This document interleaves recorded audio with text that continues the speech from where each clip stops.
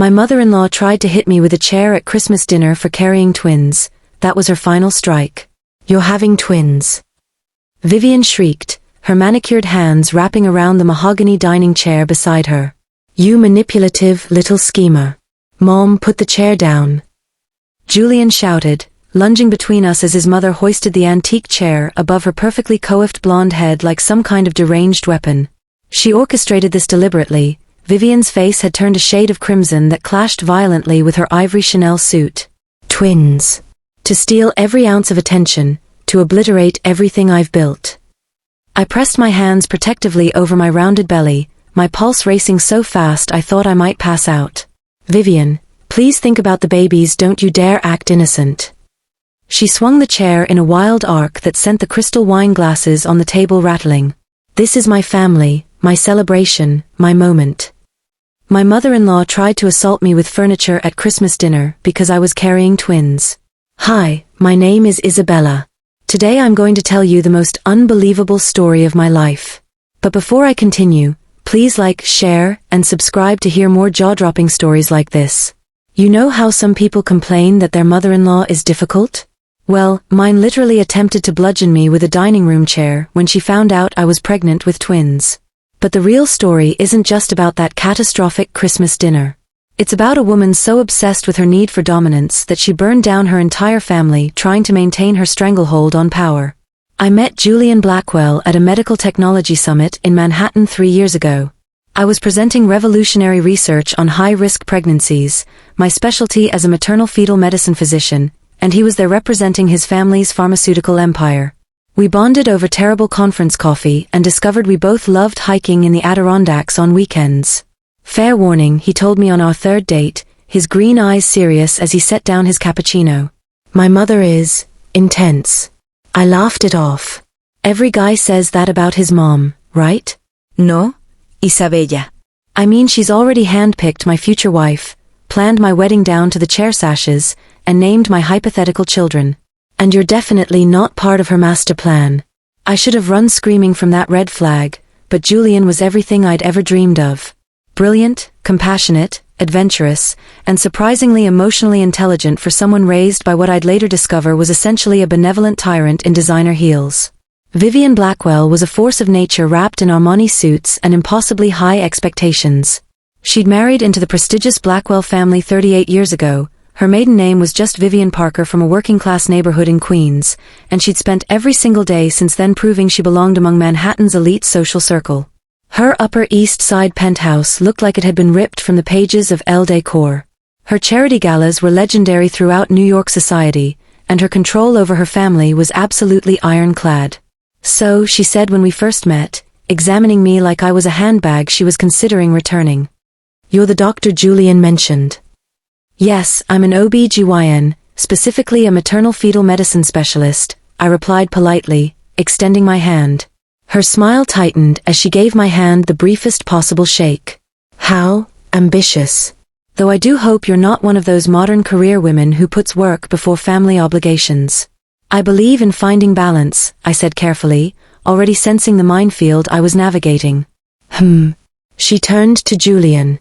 Speaking of balance, did you call Brooke? The Ashford girl just finished her MBA at Harvard. Lovely young woman, old Manhattan family, proper values. That interaction established the tone for everything that came after. For 2 solid years, Vivian launched psychological warfare against our relationship. She'd schedule mandatory family gatherings during my hospital shifts, timing she somehow always knew, despite Julian never sharing my schedule. She'd accidentally forget to set a place for me at formal dinners. At parties, she'd switch to Italian with the other guests whenever I joined conversations, despite everyone speaking perfectly fine English. She's testing you, Julian's sister Annabelle told me privately after one particularly brutal Thanksgiving. She pulled the same tactics with my brother's ex-girlfriend. Spoiler alert, they didn't survive it. What about your husband? I asked. How did he pass her test? Annabelle's laugh was bitter. He didn't. Mom selected him from 3 suitable candidates. I just accepted her choice because fighting her is absolutely exhausting. The sabotage intensified after Julian proposed. Vivian actually hired a private investigator to dig up dirt on me. When that failed, my most scandalous secret was an unpaid library fine for medical school. She pivoted to emotional manipulation. "Julian, darling," she said at a family dinner, dabbing at completely dry eyes with a linen napkin. "I just want your happiness. But Isabella isn't even from our social sphere. What about our traditions, our legacy? Your children won't understand our family heritage." "Mom, that's classist and you know it," Julian said firmly. "It's not classist to want to preserve what generations built," Vivian snapped, the fake tears evaporating instantly. "I've already mentioned to Catherine Morrison that her daughter Olivia is available. Princeton graduate, comes from excellent stock." "I'm marrying Isabella," Julian interrupted. "You can accept it or not, but it's happening regardless." Vivian's carefully constructed mask slipped, revealing raw fury before she composed herself. "We'll see about that." Wedding planning became guerrilla warfare. Vivian would contact our vendors behind our backs to change details. She'd add 75 extra guests to our intimate ceremony. She spread malicious rumors to the extended family. She told Julian's grandmother I was infertile, hoping to turn the family matriarch against me. "Where did you even come up with that idea?" I confronted her directly. "Well, you're 33 and childless," she said sweetly, sipping her Earl Grey tea. "One naturally wonders if there's an underlying medical issue." "I was building my career and waiting for the right partner," I said through clenched teeth. "Of course, dear. Though it would be absolutely devastating if Julian married you and never had children. He's the only son, you understand. The Blackwell name depends on him producing heirs." I wanted to tell her I could have a dozen kids if I chose. Knowing exactly how to optimize conception was literally my job. But I kept silent, refusing to give her ammunition. The wedding itself was beautiful, despite Vivian wearing cream, it's ivory not white, she insisted, and delivering a 45-minute speech that somehow excluded me entirely while praising Julian's every childhood accomplishment. But the real war began when we started trying for children. Month after month, Vivian would ask, "Any news yet?" Her eyes would laser focus on my stomach like she had X-ray vision. She'd leave fertility clinic pamphlets around during visits. She even ambushed us with her friend's miracle worker acupuncturist at dinner once. "Perhaps it's stress," she'd say innocently. "Career women often struggle with conception. Maybe if Isabella reduced her hours at the hospital." What Vivian didn't know was that Julian and I weren't even trying yet. We'd agreed to be married for 1 full year first, to establish our foundation as a couple without external pressure. But Vivian's obsession was relentless, bordering on unhinged. "I'm 56 years old," she wailed at Julian's birthday dinner, actually dabbing at real tears this time. "Will I die without grandchildren? Is that what you both want?" "Annabelle has 2 kids," Julian pointed out reasonably. "Daughters don't carry the family name," Vivian sniffed dismissively. "I need a grandson to continue the Blackwell lineage. That's how families like ours maintain our position in society." Annabelle caught my eye across the table and mouthed, "I'm so sorry." We'd become secret allies in what we privately called the Vivian Wars, bonding over shared suffering. When we finally did start trying, I conceived immediately. The irony of Vivian's fertility concerns wasn't lost on me. But at my 8-week ultrasound, we got an unexpected surprise. "Well, congratulations," my colleague Dr. Harrison said, grinning at the screen. "You're having twins." Julian and I were absolutely thrilled. 2 babies at once, our family complete in 1 pregnancy. We decided to wait until Christmas to announce it, when the whole Blackwell clan would be gathered at Vivian's Upper East Side penthouse. "Let's just announce the pregnancy initially," I suggested. "Save the twin reveal for a separate surprise later." Julian agreed immediately. "Mom's going to have a meltdown either way. Might as well spread out the chaos." Christmas arrived with typical Vivian extravagance. The penthouse was decorated like a luxury hotel lobby, professional designer, coordinated color scheme, fresh orchids everywhere. Catering staff in formal attire circulated with champagne and canapes, and the entire extended family had been summoned. Vivian presided over everything in a burgundy Carolina Herrera dress that probably cost more than my monthly student loan payment. "Everyone, attention please," Julian called out during dinner. "Isabella and I have an announcement." The dining room went silent. Vivian's eyes sharpened like a hawk spotting prey. "We're expecting," I said, smiling warmly at the assembled family. The room exploded in congratulations. Vivian's expression went through rapid changes, shock, calculation, then forced delight. "How absolutely wonderful," she exclaimed, pulling Julian into a hug while barely acknowledging me. "When? How far along? Is it a boy?" "April," I answered. "And we don't know the gender yet."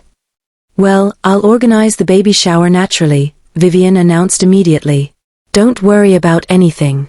I know exactly what my grandchild requires." "Actually, we wanted to," I started, but Julian's cousin Stephanie interrupted. "Wait, did you say April? But you're barely showing at all."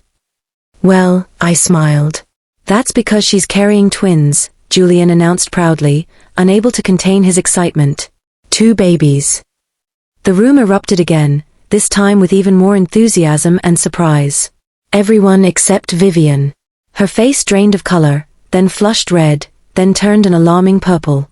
Her hands clenched the edge of the antique dining table so hard her knuckles went white. "Twins," she whispered, her voice barely audible. "Isn't it incredible?" Annabelle said quickly, sensing danger in the air. "2 grandchildren at once, Mom. You're so blessed." And that's when she grabbed the chair. "You calculating little snake." Vivian hoisted the mahogany chair above her head like a weapon. "Mom, put the chair down." Julian shouted, rushing between us. She did this deliberately. Vivian's face had turned purple with rage. Twins. To steal all the attention, to destroy my moment. I pressed my hands protectively over my belly, genuinely terrified. "Vivian, please. The babies, don't you dare play victim." She swung the chair wildly. "This is my family." Julian's uncle, Theodore, grabbed the chair from behind while Julian shielded me with his body. Vivian fought against them, screaming incoherently about attention-seeking and manipulation. "How does someone have twins deliberately?" Annabelle shouted. "Mom, you're being completely insane." "IVF. Fertility drugs." Vivian was practically frothing. "She's a specialist. She knew exactly how to manipulate this. Everything has to revolve around her. First she steals my son, now she's stealing my grandmother moment with her twins." "Your grandmother moment." Julian's voice was dangerously quiet. "These are my children. Isabella's children. You're just the grandmother. Just the grandmother." Vivian broke free and lunged toward me. Julian's father, Randolph, quiet Randolph who never raised his voice, suddenly stepped forward and caught his wife's arms firmly. "Enough, Vivian. Don't you see what she's doing?" Vivian pleaded with the room, her voice cracking. "Twins means double everything. Double baby showers, double attention, double gifts. She's making it all about herself." "You just tried to assault a pregnant woman with a chair," Randolph said slowly, his voice filled with something I'd never heard from him before, disgust. "Because she's giving you 2 grandchildren instead of 1. Do you hear yourself?" The dining room fell silent except for Vivian's ragged breathing. Family members had their phones out, recording the disaster, too spectacular to ignore. "I think you should leave," Theodore said quietly. "Cool down somewhere else. This is my house." Vivian shrieked. "And these are our guests," Randolph said with unexpected firmness. "Including our daughter-in-law and our grandchildren. Leave, Vivian. Right now." Vivian looked around the room desperately for support and found absolutely none. Even her sister Constance, usually her most loyal defender, was shaking her head in disgust. "You'll regret this," Vivian hissed directly at me. "I'll make certain of it." She stormed out, slamming every door between the dining room and the foyer. The Christmas dinner continued in awkward silence until Annabelle raised her wine glass. "To Isabella and Julian," she said loudly. "And to 2 healthy babies who will be loved by the sane members of this family." The toast broke some of the tension, but the damage was catastrophic. Videos of Vivian's meltdown were already spreading through family group chats. The immediate aftermath was swift and brutal. Randolph, showing more backbone than anyone had seen in decades, insisted Vivian undergo psychiatric evaluation. The diagnosis came back quickly: narcissistic personality disorder with paranoid features. "She genuinely believes you conceived twins specifically to spite her," the psychiatrist told us privately. "In her mind, Everything revolves around her. Your pregnancy isn't about you having children, it's about stealing attention from her. Vivian refused treatment entirely, instead doubling down on her vendetta. And that's when things got truly dangerous. Vivian called my hospital's medical board, claiming I was mentally unstable and shouldn't be treating patients. When that failed, my colleagues knew me too well. She tried to have Julian removed from his executive position. She told our board I was emotionally compromised by my wife's manipulation, Julian said, half laughing in disbelief. They asked if she meant my pregnant wife. She said yes, like that somehow helped her case. The extended Blackwell family began choosing sides. Most were horrified by Vivian's behavior, but some old guard relatives thought I should be understanding of a grandmother's excitement. Excitement, I said to one particularly tone-deaf aunt. She tried to assault me with furniture. Vivian has always been dramatic, the aunt waved dismissively. You should apologize for surprising her like that. Apologize for being pregnant with twins. I asked incredulously. For not telling her privately first. You know how she likes to be in control. That was the core problem. Everyone had enabled Vivian's need for control for so long that they'd normalized absolute insanity.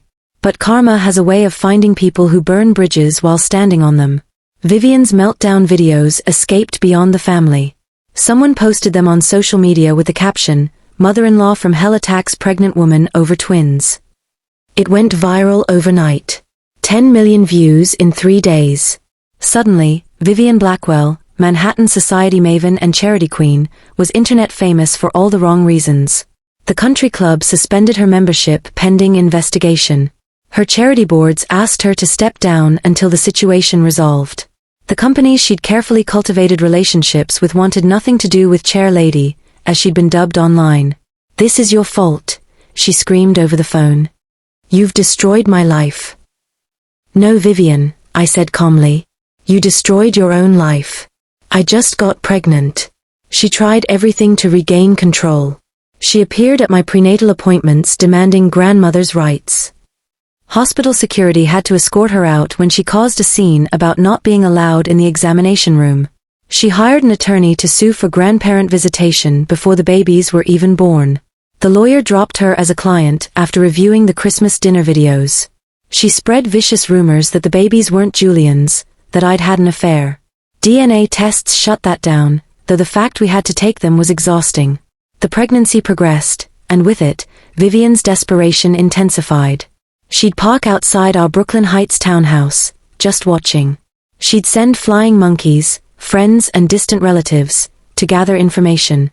She even tried bribing my medical assistant for ultrasound photos.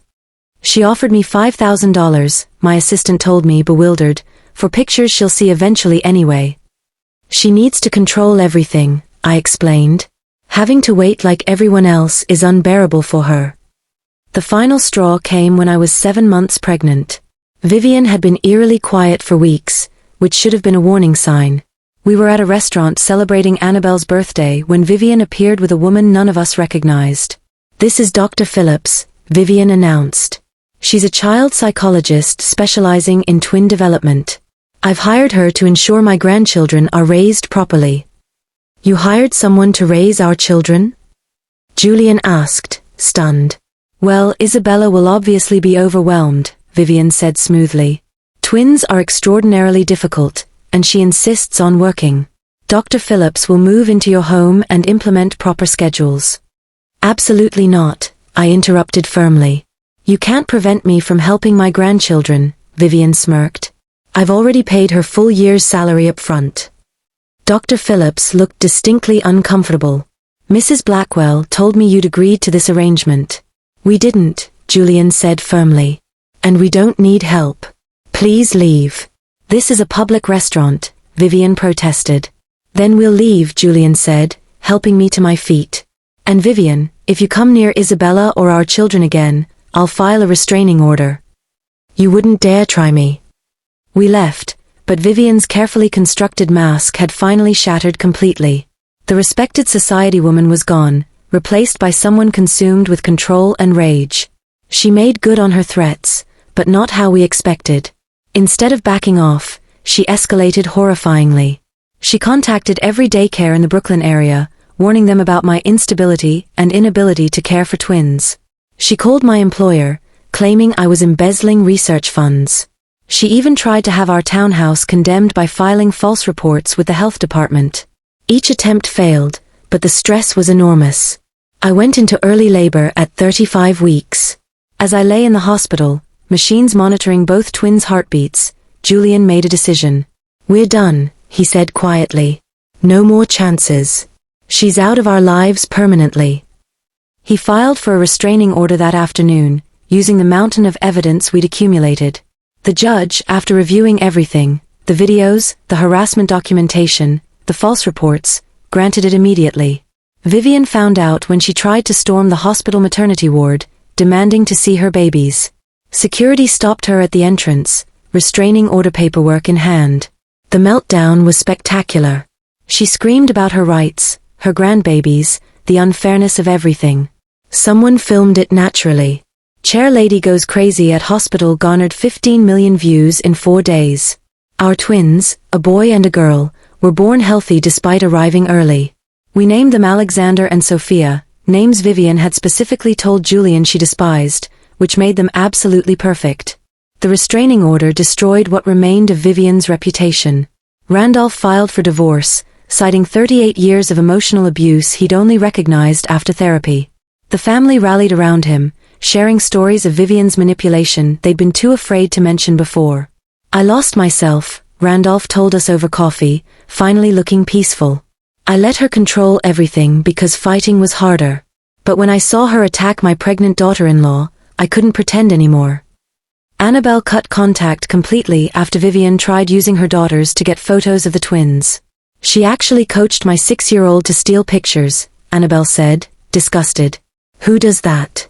Vivian's world crumbled systematically. The divorce settlement was generous financially, but she lost everything else: family, status, reputation, access to her grandchildren.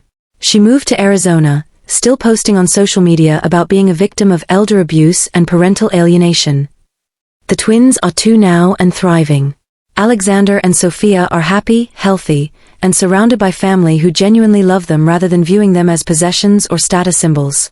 Randolph is an incredible grandfather, finally free to be himself after decades of suppression. Annabelle's family has grown closer to us than ever. Even Julian's extended family, freed from Vivian's reign of terror, have become authentically supportive. Sometimes I receive messages from Vivian through fake social media accounts. They range from threats to desperate pleas to promises of changed behavior. I delete every single one without responding. Some people don't deserve second chances, especially when they've repeatedly proven they'll waste them. Vivian wanted absolute control over everything: my pregnancy, my children, my life, my family's narrative. Instead, she lost everything that actually mattered. All because she couldn't handle the joy of 2 grandchildren instead of 1. The twins will grow up knowing they're loved, wanted, and fiercely protected. They'll never know the grandmother who saw them as competition for attention rather than blessings to cherish. That's not a loss for them. It's a gift we're giving them. Randolph visits every weekend now. He plays on the floor with Alexander and Sophia, reads them stories, teaches them songs. "I missed so much with Julian and Annabelle," he told me once, tears in his eyes. Vivian controlled every interaction. "I won't miss a moment with these 2. Annabelle brings her daughters over for playdates. The 4 cousins are growing up close, something Vivian's control would never have allowed. My career has flourished. I'm now heading the maternal fetal medicine department at the hospital, doing the work I love while raising my children. The balance Vivian insisted was impossible has become my reality. Julian and I are stronger than ever. Fighting Vivian's attacks together forged us into an unbreakable team. We learned to set boundaries, to protect our family fiercely, to choose each other consistently. Last Christmas, we hosted dinner at our townhouse. The guest list included Randolph, Annabelle's family, Julian's uncle Theodore and his wife, and several extended family members who'd supported us. It was chaotic, loud, filled with laughter and children running everywhere. "This is what family should be," Randolph said quietly, watching the twins open presents. "Joy, not control. Love, not manipulation." I still sometimes see the videos online. They resurface periodically when people discuss toxic in-laws or family drama. Chair Lady has become an internet legend, a cautionary tale about narcissism and control. Vivian thought she could control the narrative of our lives. She learned the hard way that when you try to assault a pregnant woman with a chair over twin babies, the only narrative you control is your own downfall. The twins are asking questions now as they get older. Do we have another grandma? Sophia asked recently. You have Grandma Margaret on Mommy's side and Grandpa Randolph, I answered carefully. That's your family. Okay, she said cheerfully, already distracted by something else. So here's my question for you. When someone demonstrates they care more about control than your safety or your children's well-being, do you give them another chance, or do you protect your family no matter the cost? For me, the answer was clear. My children's safety isn't negotiable, and I'd face 1,000 Vivian Blackwells before I'd let anyone threaten them.